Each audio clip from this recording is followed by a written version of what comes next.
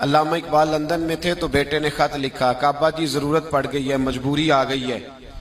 कुछ पैसे किसी से उधार ले लूं, जब आप वापस आएंगे तो लौटा दूंगा। तो इकबाल ने अपने बेटे को खत लिखा और उस खत के अंदर एक नज्म लिखी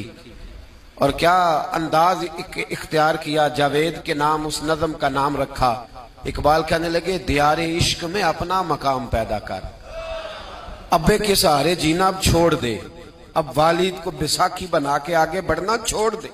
दियारे इश्क में अपना मकाम पैदा कर, नया जमाना नए सुबह शाम पैदा कर, खुदा अगर दिल फितरते शनास करे अता तुझको, सुकूते लाला गुल से कलाम पैदा कर। और मेरा तरीक अमीरी नहीं फकीरी है, मेरा तरीक अमीरी नहीं फकीरी है,